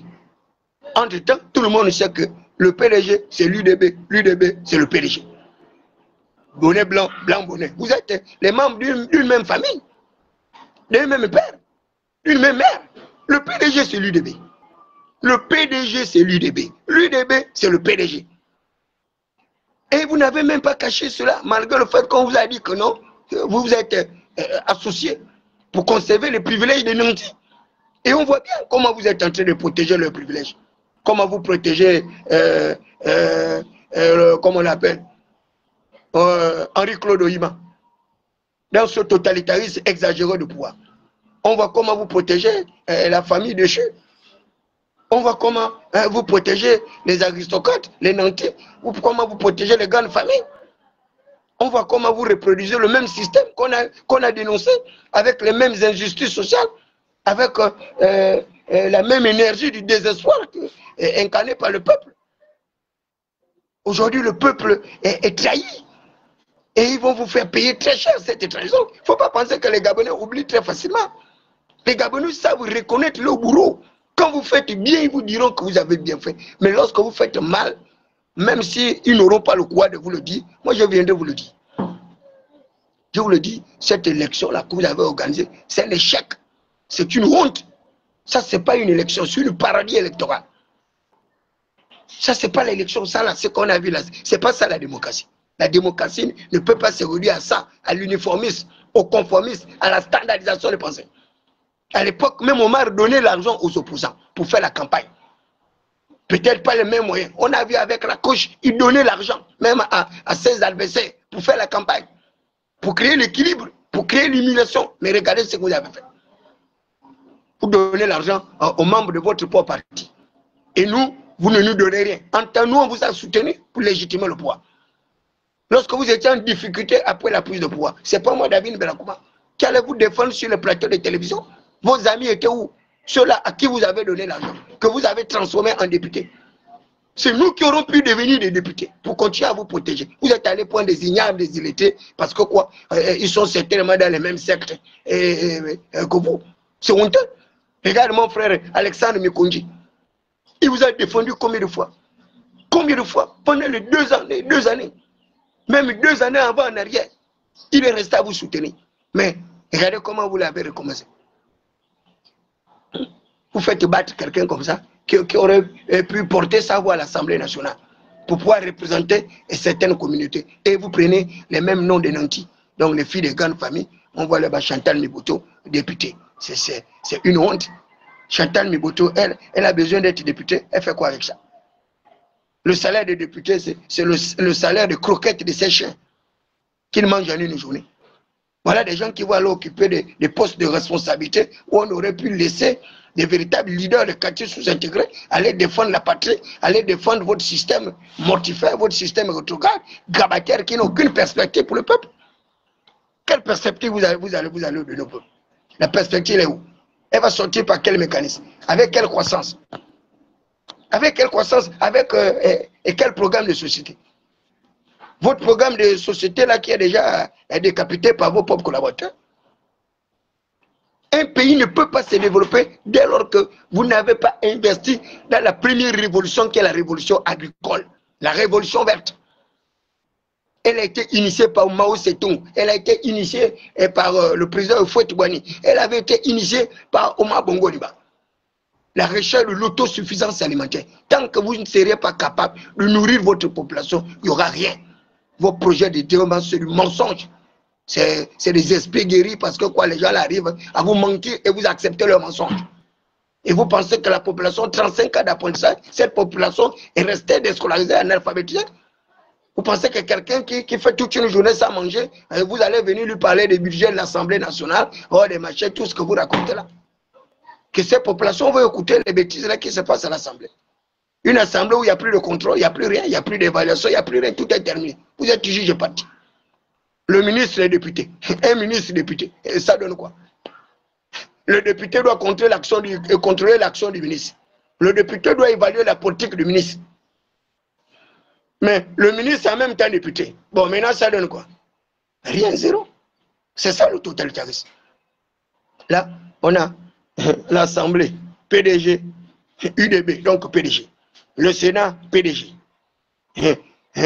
Conseil municipal et départementaux. Tous les maires, PDG. Ça donne quoi? Vous avez pris les militaires, vous les avez mis là 2 ans au sein des mairies. Et ces militaires ont fait quoi?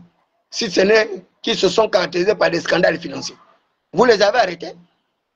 Vous avez même créé des lois pour les protéger. Vous avez créé l'amnistie. Vous avez bloqué le système de contrôle au sein des conseils municipaux et départementaux. Vous avez nommé les gens comment on dit ça, au conseil économique et social. Mais pourquoi vous avez refusé de nommer les gens auprès des conseils municipaux et départementaux pour qu'il y ait des conseils municipaux et départementaux pour évaluer l'action des maires, pour voter les budgets zéro? Toutes les forces de défense de sécurité, vous les avez mis là. Ils ont mangé là, dans les différentes mairies où il y a eu les délégations spéciales. Vous savez depuis combien d'années j'avais prévu les délégations spéciales? 4 années avant en arrière. Vous n'étiez même pas encore là. que je parlais déjà des délégations spéciales. Je parlais déjà de la chute de tous les maires de Libreville. Ils sont restés en poste, tous ont chuté. Et toutes ces prévisions-là, je les avais notifiées, noir sur blanc, lorsque je recevais les révélations. Je vous dis, ce n'est pas bon ce qui arrive là. Ce n'est pas bon pour vous. Il faut vous améliorer, il faut réparer tous ces torts-là. Ces gens-là qui ont voulu aller à l'Assemblée nationale, il faut les sortir du gouvernement. Vous les laissez à l'Assemblée nationale là-bas, ils vont se débrouiller là-bas, ils ont voulu être des députés, qu'ils aillent être des députés. Et pendant qu'ils étaient ministres de la transition, si eux également, ils ont volé de l'argent, vous engagez des procédures contre eux. Et l'Assemblée également va évaluer si on peut leur lever leur humilité ou pas. C'est cela la démocratie. Il faut des contrôles, les contre quoi. Vous n'allez pas donner ces gens-là tout. Pourquoi vous protégez les malfaiteurs? Pourquoi vous les protégez? Un simple journaliste, vous allez dire qu'il a volé combien de milliards? Par rapport à vos gens qui sont en train de voler l'argent.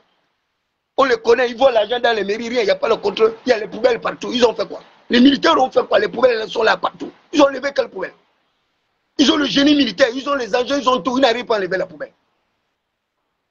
Sans contrôle, il n'y a rien, ils ont tout. Ils font quoi? Ils ne font rien. Et vous les aidez à être élus, ça va donner quoi? Ça ne va rien donner. Ça ne va rien donner. Vous leur avez donné la possibilité d'agir pendant les 2 ans. Là. Vous avez vu les résultats. Le Conseil économique et social, le résultat est où? Quand on vous a dit de fermer cette entité-là, ça a donné quel résultat? C'est un gouffre à sous inutilement. La médiature, on vous a dit de fermer, vous avez maintenu. Mais la médiature a joué quel rôle? Quel rôle de médiation? Aujourd'hui, le climat est très délétère. Il y a quoi? Vous les avez envoyés convoquer même la classe politique pour débattre sur le code électoral, pour débattre sur la démocratie, pour débattre sur toutes ces mesures qu'ils ont prises pendant leur référendum. Zéro. Le Conseil national de la démocratie, c'est quoi? Ndawela, et c'est devenu sa maison, son patrimoine, comme vous ne marchez qu'avec les riches. Les pauvres vous importent plus. Alors que ces pauvres-là sont plus nombreux. Ce sont eux qui vous ont protégé. Aujourd'hui, vous les abandonnez. Vos amis sont les riches. Vous pensez que ces gens-là vous considèrent comme un riche? Ces gens vous considèrent comme un anti? Ces gens-là vous considèrent comme un aristocrate, comme un fils de bourgeois? Ces gens-là vous considèrent comme un fils d'esclave? Comme un fils de prolétaire? Ils ne vont jamais vous considérer comme un de leurs. Donc ils vont toujours vous exposer. Ils vont toujours faire le complot du jour comme de nuit contre vous, jusqu'à ce que, un bon matin, vous allez vous retrouver à Matamatenga là-bas ou bien à Chotandala, et vous vous souviendrez de toutes mes paroles. Et ce serait trop tard. Ce serait trop tard. Mais un dirigeant doit écouter son peuple. Ça, c'est quel dirigeant qui brime le peuple, qui matraque sa propre population, qui la flagelle en lieu et place. C'est pas croyable. Je ne comprends pas ce genre de gouvernance. Je ne comprends pas. Vous n'allez pas dire que vous allez encore apprendre. En étant président, vous avez été à côté d'Omar. Vous avez vu comment Omar manageait. Comment Omar préservait la paix. Il préservait les équilibres dans un écosystème. Il faut la biodiversité. On parle de biodiversité. On parle du courant alternateur. Le courant alternateur. Vous avez les conducteurs, vous avez les isolants. Mais vous avez tout pris, rien que les isolants. Dans un régime politique totalitaire. Lorsque vous prenez rien que les isolants, vous pensez que vous allez avoir quelle alternative? Quelle alternative vous allez avoir? Il n'y a rien. Et ces gens-là vont vous avoir à l'usure comme ça. Ils vont continuer à chanter avec vous. Oye, oye, oye. Mais derrière oye, oye, oye là, quand ils rentrent chez eux, ils disent que oh, mais lui là, il n'est pas à la hauteur. Hein? On pensait qu'il aurait pu faire mieux. Kalibongo n'y va. Mais finalement, c'est Ali qui avait raison. Et ils vont rire de vous. Il faut envoyer vos gens dans les quartiers. Vous allez voir comment ces gens-là se moquent de vous. Comment les mêmes gens que vous avez mis en haut, ils disent partout dans les quartiers que vous n'êtes pas à la hauteur. Que vous ne vous en sortirez pas. Comment vous allez, en plein processus de transition, vous allez vous endetter autant. Vous allez augmenter la dette comme ça là. En pleine transition, au lieu de réduire le train de vie de l'État, vous augmentez ce train de vie, vous leur laissez gaspiller l'argent, faire n'importe quoi. Ah! Et vous pensez que vous allez vous en sortir comme ça? Les grèves partout, mais les grèves arrivent. Les grèves arrivent. Parce que quand la misère va frapper les gens là, Mais y a pas, vous aurez les grèves. Et les militaires vont contenir certains, mais il y a d'autres qui ne pourront pas contenir. Et dès qu'il y a un mort ou deux morts, là, c'est fini. L'affaire est gaspillée. Et les militaires, là, vous ne savez pas que parmi ces militaires-là, il y en a qui sont contre vous. Il y en a qui sont... Vous pensez que tous sont contents. Que c'est tous les militaires-là qui ont mangé l'argent pendant la transition. C'est tous qui ont construit les châteaux, c'est tous qui ont eu les milliards. Même les agents de troupes aussi, et ils ont eu l'argent. Mais vous-même là-bas, vous ne direz pas que je ne vous ai pas avisé. Moi, je suis là, je suis le fou du roi. Moi, je vous avertis toujours. Si les gens ont peur parce que vous allez envoyer les gens les mettre en prison, moi, je n'ai pas peur. Même en prison, je continuerai à vous conseiller parce que vous ne savez pas ce qu'on fait. Nous, on prie pour vous de jour comme de nuit. On prie même beaucoup plus pour vos enfants et votre famille que vous-même parce que vous n'écoutez personne. Vous n'écoutez personne, vous êtes déjà rentré dans l'ivresse du pouvoir. Et donc, que vous êtes dans l'ivresse du pouvoir, c'est fini. Vous avez les oreilles qui n'écoutent plus, et puis c'est terminé. La Bible claire, la Bible dit que je frapperai leurs chevaux d'aveuglement, d'égarement et de tourdissement d'esprit. Je frapperai leurs chevaux d'aveuglement, d'égarement et de tourdissement d'esprit. Dans tous les pays du monde, tous les États le savent. Lorsqu'on veut déstabiliser un dirigeant, on l'isole d'abord à partir de sa population. On fait en sorte qu'ils prennent des décisions impopulaires. Et une fois la population l'a rejeté, en ce moment, maintenant, les gens opèrent. Vous avez opéré parce que la population avait déjà rejeté Ali. Mais vous êtes sur les mêmes traces d'Ali. Puisque la population, la plus grande population, vous a déjà rejeté. Et vous pensez que c'est le vote là parce que vous avez 109 députés. Vous pensez que c'est cet échantillon de 109 députés là qui va vous faire quoi que le peuple est encore derrière vous. Le peuple n'est plus derrière vous. Les gens vous ont abandonné. Les gens vous ont déjà abandonné. Et la preuve, tous vos alliés là dont les partis vont disparaître, ils vont encore être avec vous comme. Et là, je voudrais même attirer l'attention de ce que j'ai vu ce matin. Je vois maintenant un petit groupuscule de personnes, ces mendiants là, qui viennent maintenant dire que oh non, le parti de Gervais Onyan est leur parti.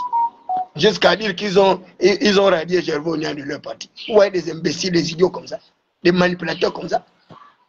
Vous pouvez radier le Gervais Onyan de son propre parti. Vous prévalez du parti de Gervais Onyan où vous avez investi combien de candidats? L'UPR ou l'UPR ou l'UPNR ou quoi là. Tout le monde le sait que c'est le parti de Gervais Onyan. Ce n'est pas le vôtre. Vous voyez la manipulation? Et là, ils sont déjà dans le complot parce que le seul député qu'ils ont élu là, plus c'est quelques conseillers municipaux. Et là, ils vont maintenant partir à l'UDB. Mais vous voulez aller à l'UDB, allez-y là-bas. Vous n'avez pas besoin que tout le monde y soit, que tout le monde aille là-bas. C'est quoi votre problème? Pourquoi vous emmerdez les gens? Même Gervais Onyan qui est un soutien du président, vous venez l'emmerder. Ce type-là vous a fait quoi? Oh non, Gervais Onyan est radié ou suspendu du parti. Ça ne vous va pas dans votre tête. Vous êtes des gens normaux. Vous êtes des gens réfléchis. Ce parti-là, vous êtes sûr que c'est votre parti? Gervais Onyan était candidat au compte de ce parti-là à l'élection présidentielle. Il était candidat. Il était candidat contre Ali à l'élection présidentielle. Oligui n'était pas président. Mais à l'époque là, vous, votre parti était où pour dire que c'est votre parti? On sort d'une élection, Gervais Onyan a mis ses candidats partout. Il a porté sa communication. Il allait soutenir les gens partout. Vous étiez où? L'élection finie, vous venez maintenant dire que c'est votre parti. Vous êtes vraiment des êtres misérables. Vous êtes des mendiants, vous êtes des pauvres types. Vous êtes pire que des infidèles. Vous êtes des vrais mendiants. Vous ne valez rien. Vous êtes comme les prostituées qu'on rencontre dans les groupes WhatsApp là, les femmes qu'on paye à 3 000, 5 000 pour dormir avec elles. Vous êtes à l'image de ces gens. Vous n'avez pas d'honneur, de dignité. Vous n'avez pas de famille pour vous comporter comme des mendiants comme ça. Qu'est-ce qui ne va pas avec vous? Vous pensez que Gervais Onyan, il est de votre acabit? Pourquoi vous ne respectez pas le cerveau des gens? Pourquoi vous ne respectez pas les combats, les batailles des gens? Nombreux parmi vous n'étiez rien. Grâce à Gervais Onyan, il a fait de vous des maires, il a fait de vous des conseillers, des directeurs de cabinet, tout. C'est vous qui avez fait ça. Ce n'est pas Gervais Onyan qui l'a fait au vu aussi de tout le monde. Grâce à ça, sa relation de consanguinité avec Brice Koto Oligui. Aujourd'hui, c'est vous qui venez dire que Gervais Onyan n'est rien. C'est vous qui n'êtes rien. Vous êtes des tocards. Vous ne valez rien. Donc, votre manipulation grotesque là, elle ne marchera pas. Vous venez défendre un parti qui va être dissous. Est-ce que ça a un sens? Lorsqu'il fallait protéger le parti là, en tentant de faire élire les gens pour protéger l'intérêt du parti là, vous étiez où? Quand Yavounia le faisait, vous étiez où? Comment vous allez venir défendre un parti qui va être dissous parce que l'élection est finie? Et il y a encore quelle élection vous allez avoir des élus nationaux pour dire que vous aurez 4 députés comme vous l'avez recommandé au dialogue pour que le parti soit maintenu? Vous n'avez pas les 4 députés. Votre parti est déjà dissous. C'est terminé. Donc, vous menez encore quelle bataille contre Yavounia sur,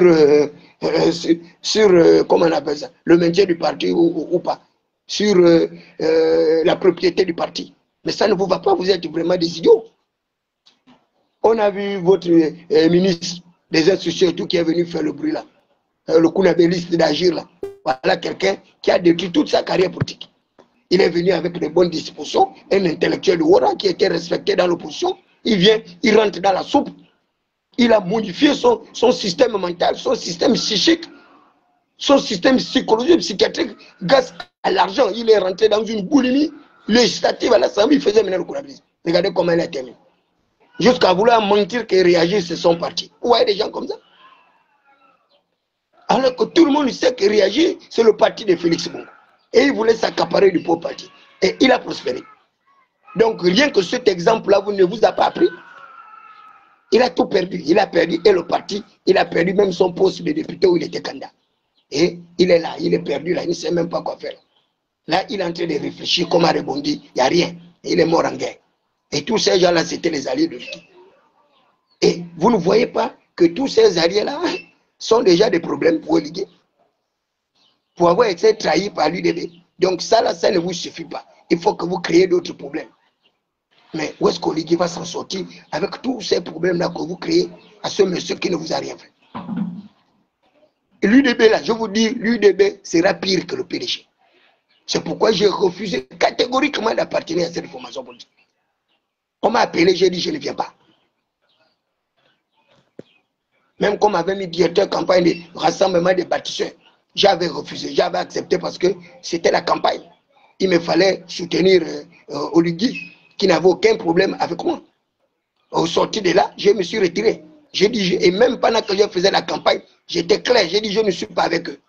Je soutiens le président, je ne suis pas un membre du rassemblement des bâtisseurs. Je n'en suis pas un et je n'en serai pas. L'Union démocratique des bâtisseurs, c'est encore pire. Je ne suis pas bâtisseur. Je n'ai pas de maison, je n'ai pas l'argent. Je ne suis pas franc-maçon ou résolution. Je ne suis pas. Donc, je ne suis pas bâtisseur. Je suis clair, je suis la pierre qui avait été rejetée par les bâtisseurs. C'est pourquoi j'ai créé la troisième voie. La troisième voie, c'est la dernière alternative. Le reste, là, il n'y a rien. C'est fini. Le système politique est resté bipolaire, comme je l'avais dit. Quand nous allons assister à une bipolarisation de notre système politique, vous aurez l'UDB et le PDG et toutes les autres formations politiques vont disparaître. Et moi, je serai la troisième voie, donc l'alternative. On est là, c'est terminé. Il n'y a pas de troisième groupe parlementaire. Il n'y en a pas. Et pourtant, je vous ai annoncé tous ces présages, mais vous n'avez pas voulu m'écouter. Parce que vous faites comme les autres, comme des mendiants, vous êtes là, vous courez derrière ces gens-là parce que vous n'avez pas de dignité, vous n'avez pas d'honneur. Il y a la noblesse dans la pauvreté. Il y a la noblesse dans la pauvreté.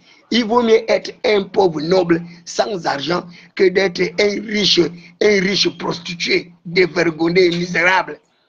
Les gens vont chier sur ta tête parce que tu dois avoir un petit poste de chef de service, de directeur, de quoi. Ça, c'est le niveau le plus précaire qu'on a connu au Gabon. Le plus précaire. Le président était clair. Il tirait sans oui. Tu repars en diplomatie. Je dis, monsieur le président, ce n'est pas utile. Je ne peux pas aller en diplomatie alors que vous êtes engagé dans une bataille électorale. Ah bon? J'ai dit, oui, je sais que vous serez candidat. On est à plus d'un an avant qu'il ne se prononce. J'ai dit, je sais que vous serez candidat. Mais la bataille va être difficile. Donc, laissez-moi au Gabon pour mener à bien votre campagne. Laissez-moi au Gabon pour vous aider à légitimer le pouvoir. Parce que le peuple, c'est ma vie, c'est ma passion. Je sais comment parler aux populations. Je sais comment les identifier. Je sais comment les structurer. Je sais comment les organiser. C'est un travail qu'on a fait depuis plus de 30 ans. Le chef de l'État a dit, ah, d'accord. Bon, qu'est-ce que tu veux que je fasse pour toi? Puisque tu ne veux pas aller à l'étranger. Je dis, monsieur le président, envoyez-moi le terre de vie. Il a dit d'accord. Il m'a donné un papier blanc. Vous imaginez, un président de la République, il vous donne un papier blanc pour mettre votre doléance ou votre demande. Vous allez trouver ça où, dans quel pays? Le président n'est pas votre ami, il ne me connaît pas, on n'est pas parenté. J'avais tout simplement rempli une demande d'audience. Et une de ses collaboratrices est venue me chercher. Et le président, il prend un engagement de me nommer. À la fin, il ne me nomme pas. Mais la personne que j'ai même sur mon papier que le président m'a nommé, lui, il est nommé. Et moi, je n'ai rien. Le président dit à son collaborateur que tu achètes tirer sa mine voiture de son choix. Tu l'équipes ses quartiers généraux. Voilà. Ils prennent l'argent, ils prennent tout. On ne me donne même pas un radis. Tout ce que j'ai reçu, c'est 3 millions de taxis que le président avait dit de me donner séance tenant. Parce que si le président n'avait même pas dit de me donner les 3 millions séance tenant là, même l'argent là, ils n'allaient pas me donner ça. Puisqu'en sortant, ils ont encore volé même 500 000. Eric Otieti avec son frère Mikala, deux malfaiteurs, des bandits comme ça. Pour récupérer les 500 000 là, j'ai dû les menacer. J'ai dit, vous n'avez même pas honte. Le président nous donne chacun 3 millions, vous me volez encore 500 000. Est-ce que vous êtes même des êtres réfléchis et des misérables comme ça? Ça, c'est pire que des mondiaux. Et là, je le vois maintenant, là. On lui a donné une maison. Vous voyez des gens comme ça? On lui donne une maison dans les maisons d'Ali. Lui, on n'a pas cassé sa maison. Il n'a rien fait. Nous, qu'on a cassé les maisons, on ne nous donne pas les maisons. Pour rendre justice, mais lui, on lui donne une maison.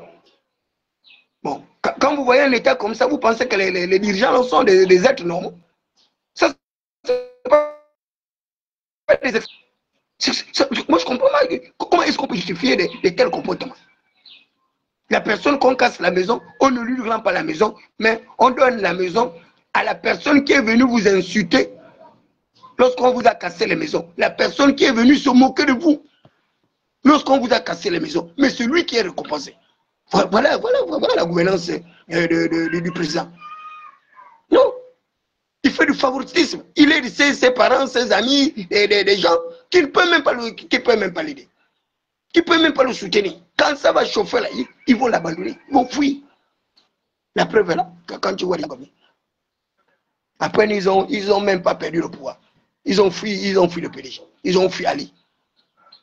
Alors que le procès qui va arriver là, mais Noudi ne viendra jamais au Gabon. Sylvien ne viendra jamais au Gabon. Et ils le savent.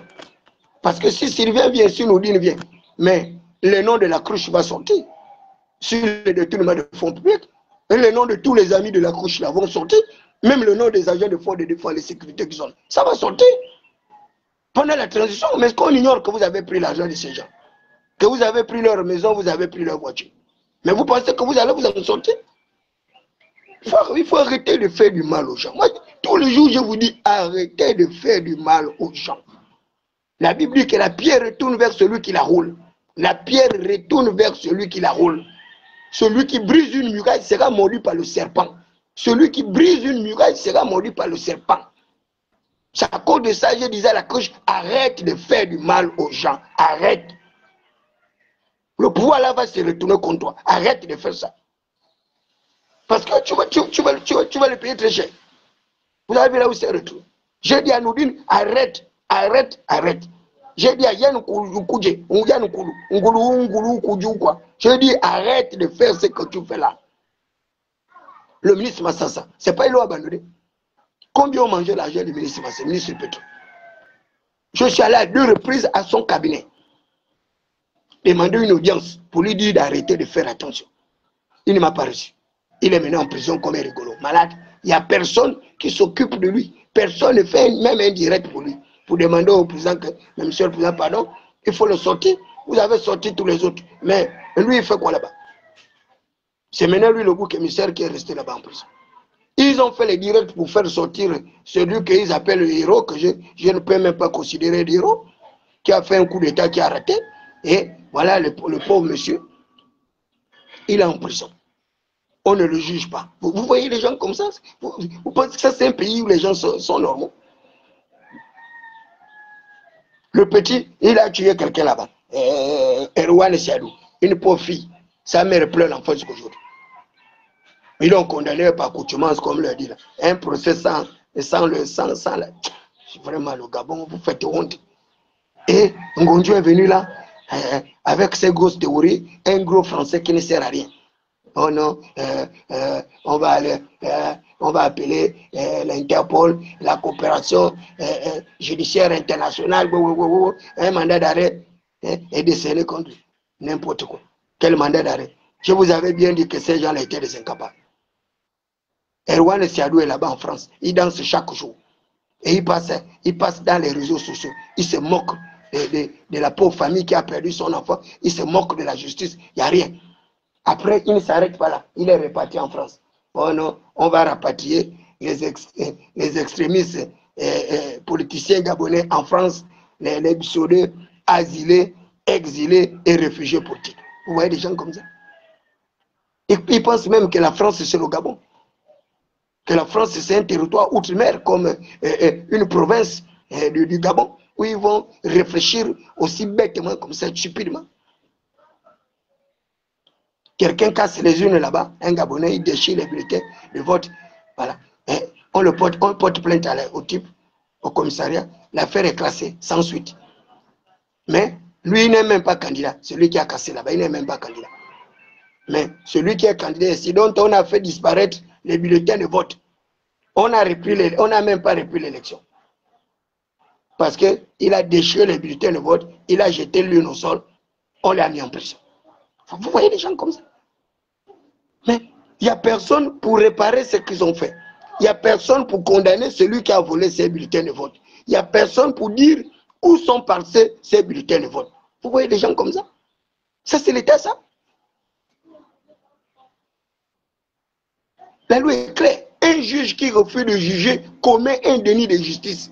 Voilà les juges là, qui refusent de juger. Eux-mêmes, ils ne sont pas emprisonnés.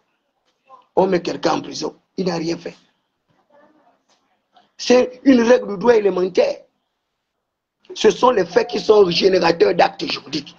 Les faits. On étudie d'abord les faits. On qualifie ces faits en actes juridiques avant d'arriver à l'application de la loi. Vous l'avez arrêté, oui. Vous l'avez arrêté, pourquoi? Il a cassé les unes. Il a détruit le matériel de campagne. Monsieur, oui, vous avez cassé les unes. Vous avez détruit le matériel de campagne, pourquoi? J'ai détruit le matériel de campagne. J'ai détruit le bulletin de vote parce que je suis candidat. Et que dans ce processus électoral, il n'y avait pas mes bulletins. Et la loi dispose qu'un candidat qui ne retrouve pas ses bulletins en plein processus électoral, cette élection ne doit pas avoir lieu. Donc je voulais attirer l'attention du pouvoir public pour faire annuler cette élection.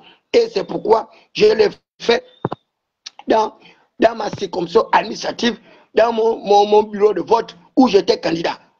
Est-ce que vous êtes allé casser dans les autres bureaux de vote? Non, monsieur le procureur. Non, monsieur le juge. Pourquoi vous ne l'avez pas fait? Parce que je suis conscient que dans les autres bulletins et dans les autres bureaux de vote, il y a des compatriotes également qui viennent pour voter. Moi, j'ai tenu à manifester mon mécontentement en respectant ma juridiction, ma circonscription subdivisionnaire, mon bureau de vote auquel j'appartiens.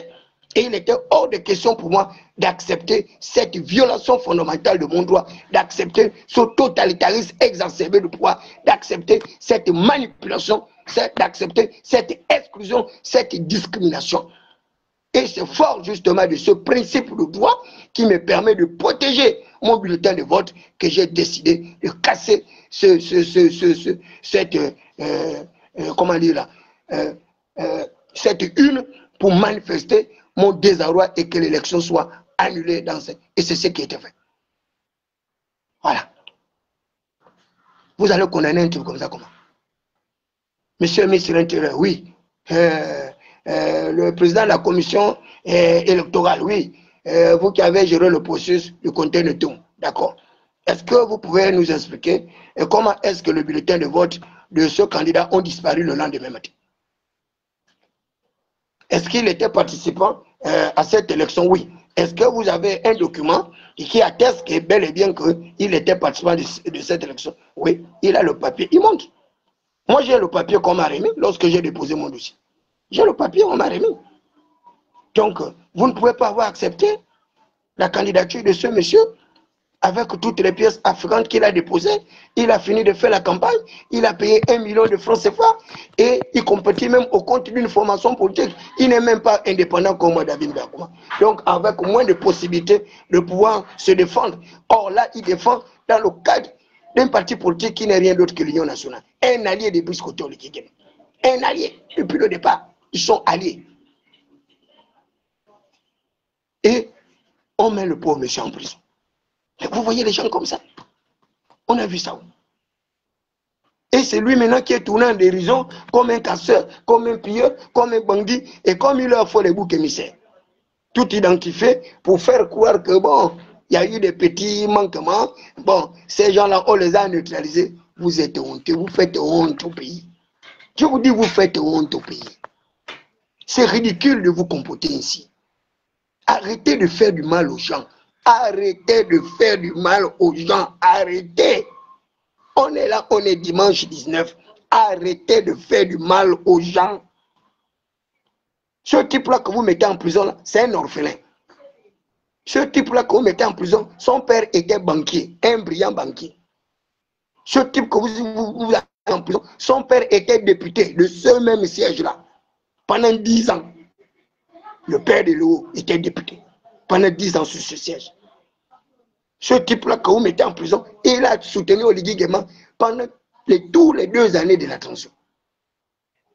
Il n'y a pas un seul jour où il n'était pas à l'aéroport. Il n'y a pas un seul jour où il n'a pas fait de communication. Il fait partie des gens qui m'ont même combattu pour dire que non, Thierry, tu ne peux pas soutenir le président et puis tu critiques le gouvernement et puis tu fais ceci, tu fais cela. Il dit, mon frère, fais ta part, laisse-moi faire ma part.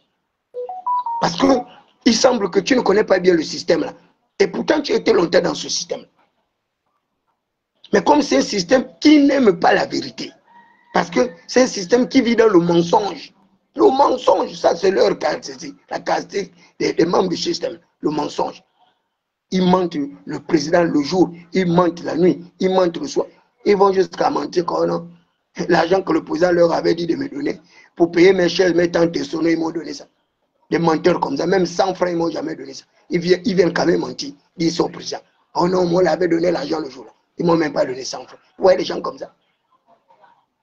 Ils vont jusqu'à mentir que non, le chef de l'État ne m'a pas donné le papier pour inscrire mon nom pour être conseiller social du président auprès du maire de Libreville. Ils vont jusqu'à mentir que ce n'est pas mon papier où j'ai écrit le nom d'Éric Otete. Et j'ai bien mis Éric Otete, conseiller du président auprès du maire de Libreville. Donc, lui, il a pu être nommé, il a fait comment? C'est mon propre papier, en présence du président. Quand j'ai dit ces gens-là, ils ne sont même pas des initiés. Parce que le Ndjobi de mon grand-père Loba, le Ndjobi de mon grand-père Andjoa, quand tu mens comme ça, quand tu tables le Ndjobi, tu peux même mourir le lendemain. Un papier qui s'est fait en présence des témoins. Justine Lokogo, témoin. Même elle n'arrive pas à témoigner, dire que c'est moi qui dis la vérité. C'est maintenant moi le menteur. Vous voyez comment l'être humain est. Le capitaine Otélé, que le président a donné des instructions fermes pour s'occuper de moi, il ne reconnaît plus que le président lui a donné des instructions pour s'occuper de moi. Mais, capitaine Otélé, vous, quand vous êtes allé me donner la starlette là, vous m'avez donné la starlette là, avec quelle instruction, avec quel ordre? C'est avec votre argent, vous avez payé cette starlette neuve là. Aujourd'hui, vous êtes commandant, c'est avec votre argent que vous avez payé la starlette là. Pourquoi vous n'êtes pas honnête comme ça? Et vous pensez que vous faites du bien au président comme ça, avec les mensonges? À quel moment vous avez payé mes chaises? À quel moment vous avez payé mes tentes? À quel moment vous avez payé mes sonos? À quel moment vous avez payé mes caméras, comme mon matériel? Vous pouvez dire, jurer devant serment, que le président ne vous a pas donné instruction de me payer toutes ces choses? Vous pouvez le jurer. Vous pouvez jurer devant serment que le président n'a pas dit que je parte à l'hôtel de ville avec un papier où j'étais conseiller social du président auprès de maire Libreville, auprès de délégué sur ça. Vous pouvez jurer sur serment. Le secrétaire général Rosa Tangarignon, il peut nier qu'il n'était pas là ce jour-là. Il va nier le président lui a même dit de me nommer conseiller du ministre des Affaires étrangères. C'est moi qui ai refusé. J'ai dit non, monsieur le président, je ne vais pas. Je ne vais pas aller là-bas. Rosa Tangarignon peut nier cela. le directeur général du protocole qu'on a enlevé là. Il pouta ou il poupa ou quoi, là, je ne sais même pas si c'est un nom gabonais ou je ne sais même pas. Lui aussi peut nier qu'il n'était pas là. Lorsqu'il recevait, tous ces gens-là recevaient tous ces ordres du président. Et vous allez vous gaspiller la politique du président. Vous faites que les gens détestent le président. Alors que c'est vous qui êtes des bandits, vous ne respectez pas ce que le président dit. Le président vous envoie donner de l'argent aux gens, vous mangez l'argent. Le président vous dit de nommer quelqu'un, vous nommez vos parents à leur place. Vous pensez que moi je n'ai pas le dossier de tout ce que vous faites. Vous voulez que j'appelle toutes ces personnes que le président a donné des instructions pour être nommé et vous avez mis vos parents à leur place. Vous voulez que j'ouvre cette boîte de Pandore là. Mais vous êtes en train de vous amuser. Vous pensez que moi je suis un mendiant pour faire ce que vous faites là. Vous pensez que ce que vous faites là, vous faites du bien à qui? Vous faites du bien à qui? Vous êtes des plaisantins. Je dis bien, vous êtes des plaisantins. Avant vous, j'ai été reçu par Omar Bongo Débat à plusieurs reprises. Vous entendez? Avant vous, j'ai été reçu par Omar. Avant vous, j'avais 5 décrets du chef d'État Omar Bongo Débat. 5 décrets. Omar envoyait les gens pour m'appeler, pour me consulter, pour demander mon avis. Avant vous, Ali me donnait de l'argent. J'ai dormi au palais à Bongoville 1 mois et demi au palais. Grâce à la fille du président, Malika Bongo, qui est d'ailleurs ma nièce, du côté de Logololo. Et avant vous, je suis un protégé du système. C'est vous qui pensez que moi je suis un mouton que vous pouvez manger à tous les râteliers. Vous savez combien de fois la mère du président, Kamadabani Marie-Joséphine, a tenté de m'enfermer? Et que son fils lui disait que laisse repos, monsieur derrière. Vous avez déjà mangé 4 millions d'un président au cours de votre anniversaire, pour payer, rien que le gâteau. Ali m'a donné 4 millions pour payer mon gâteau. Vous parlez de quoi? Vous pensez qu'Olivier va être président et puis moi je vais rester au quartier, je n'ai rien. Et puis moi je vais vous laisser.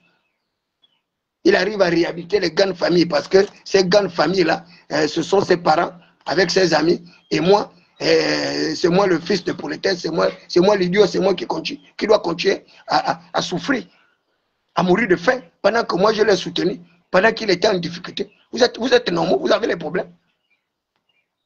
Vous avez les problèmes. Vous pensez que la politique c'est le bénévolat? C'est vous qui demandez au peuple de faire le bénévolat. Vous-même, vous êtes des mercantilistes politiciens. Vous-même, vous êtes des budgétivores politiciens. Vous-même, vous êtes des maîtres chanteurs de la politique. Mais attendez, maintenant, on va voir. Tous vos partis ont disparu, non? On va voir maintenant comment vous allez continuer à dire que vous êtes loyal à la politique d'Olivier. C'est maintenant qu'on va voir votre loyauté. C'est pas parce que, monsieur le président, comme on n'a pas eu les élus, il faut qu'on modifie la loi pour dire que les partis politiques vont continuer à exister, même s'ils n'ont pas eu d'élus. C'est faux, on ne va pas accepter ça. Ce sont des décisions du dialogue national. Moi, je vous avais déjà avisé depuis le départ que vous n'auriez pas les 4 élus nationaux là. C'est trop demandé pour vous. Vous n'aurez pas les 40 conseillers municipaux. Vous ne m'avez pas écouté. Vous n'avez pas eu les 4 élus nationaux. Vous n'avez pas eu les 40 conseillers municipaux et départementaux. Vos partis sont annulés. Le parti de Baro Chambrier, Amana. L'Union nationale pour les Messambo, Amana. Le parti de Gervais Onyan, Amana. À l'heure actuelle, on connaît et on garde pour raison, avec certification notariale, que au Gabon, il reste 2 partis. L'Union démocratique des bâtisseurs et le PDG. Notez cela. Partagez cela dans les villes, dans les villages, dans les marais, dans les prairies, que le peuple a tranché. Il n'y a plus de partis politiques au Gabon. Il reste 2 partis politiques. Il n'y a plus l'opposition au Gabon. À moins que le PDG devienne maintenant le parti de l'opposition, comme on leur a demandé de le faire depuis le départ. Mais à l'heure actuelle, il n'y a plus d'opposition. C'est terminé à Mana. Le peuple en a décidé, c'est lui le souverain. C'est ça le suffrage universel, direct ou indirect. C'est ça les régimes participatifs. C'est ça les régimes représentatifs. C'est la volonté du peuple qui s'exprime et on obéit. Donc, il n'y a plus de réunion. Où je vois les gens, oh non, Billy nous a convoqué la réunion du parti, il n'y a plus. C'est que cette résolution soit exécutée. On ne veut plus entendre le rassemblement de l'Union démocratique, de quoi là, appelle les militants, il n'y a plus de ça. Les militants n'existent plus. Ces partis n'existent plus. Donc, quand Gervais Onial va vous appeler pour dire qu'il y a la réunion, dites à Gervais Onial que le parti n'existe plus. Donc, la petite bataille qu'ils font là pour dire qui va contrôler le parti, ça, ce sont des conneries, c'est la manipulation. Maintenant, ce sont les élus de ces partis. Et donc, le seul député de Gervais Onial, c'est lui qui a un seul choix. Parce que là-bas, on s'exprime que par groupe parlementaire. Là-bas, il n'y a pas les individualistes. Donc, il a le choix d'aller trouver les indépendants. Ils sont 7 ou 8. Voilà, il part là-bas dans le groupe des indépendants pour voir comment former le 3e groupe parlementaire. À défaut, il prend son parti, il rentre au Parti démocratique gabonais pour augmenter le nombre de petits députés là que le parti a. Ou bien, s'il est gourmand, assoiffé d'argent, malhonnête et malotru, ils vont gonfler les rangs de l'Union démocratique des bâtisseurs. Comme ça, ils vont quitter de 109 députés à 110 députés. Donc, il y a les 2 membres de l'Union nationale. Donc, s'ils vont rejoindre les bâtisseurs, ça va leur faire 111 députés.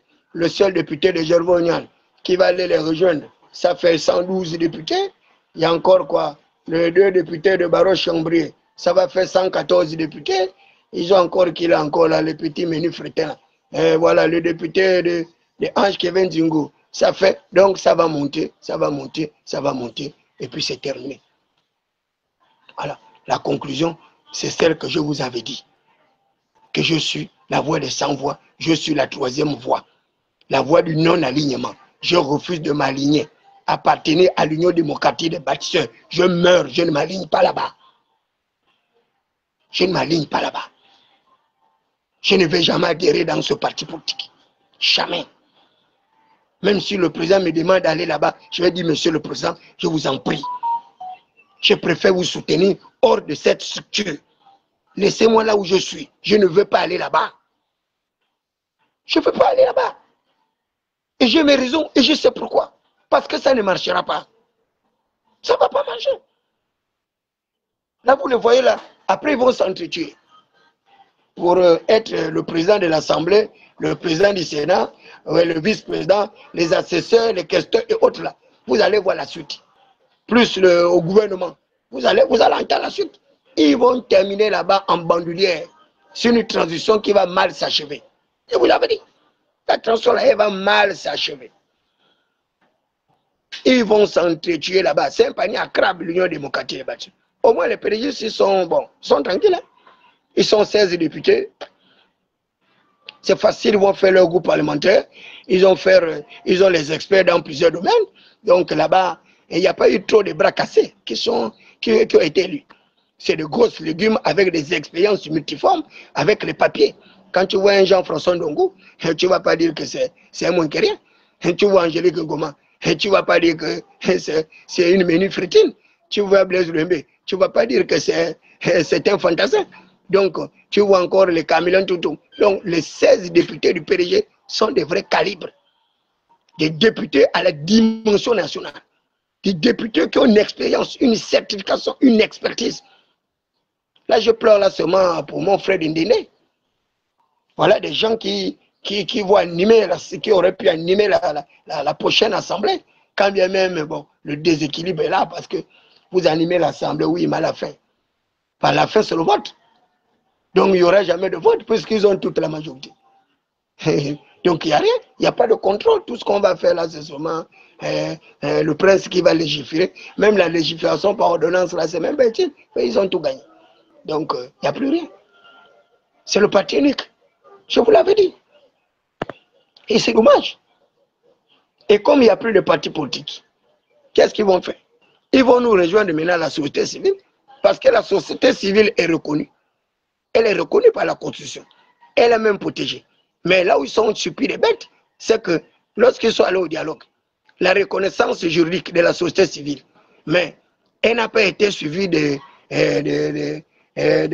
espèce de normalisation. Parce que qui est membre de la société civile?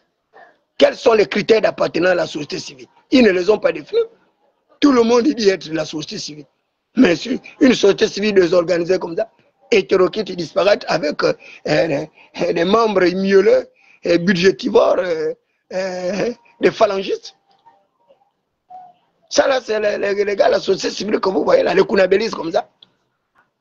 Des prostituées sociaux comme ça, là, qui ont des gens qui ont faim, ils sont là, on dirait des mendiants, des margouillas comme ça c'est la société civile.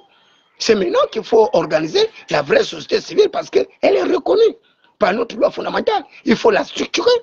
Il faut identifier les acteurs de cette société civile pour que cette société civile soit également une autre alternative, une autre troisième ou quatrième voie.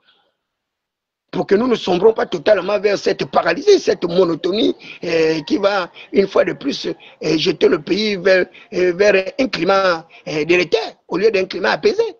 Donc la démocratie pluraliste a été obstruée, elle a été manipulée, maquillée, voilà, la fin de la transition s'est terminée. Et on vous avait bien dit que cette loi fondamentale, cette constitution mortifère n'allait nous apporter rien de nouveau et qu'on va sombrer dans le totalitarisme. C'est fini, on est en plein. Et c'est tant mieux ainsi, les amis. Vous ne pouvez pas savoir combien de fois je suis heureux de me retrouver dans cette ère de la transition totalitaire. Dans cette ère de la transition caractérisée par l'absolutisme du pouvoir, caractérisée par la plénitude du pouvoir par un seul homme qui va régenter tout, qui va donner les ordres, qui va les faire exécuter, qui va contrôler ses propres ordres qu'il donne et qui va les faire exécuter. Voilà, donc un seul homme qui est au cœur de tout le système politique que nous sommes. Et c'est bien fait comme ça. Donc le chef de l'État doit remercier le peuple gabonais. Voilà. De cet amour inconditionnel. Tellement les Gabonais aiment le chef de l'État qu'ils lui ont donné tout le pouvoir, des amis. Donc, monsieur le président, c'est mon Dunguru, mon héritier. Celui qui va prendre tout mon cerveau. Mais cherche d'abord mon pantalon là-bas, oui, je crois.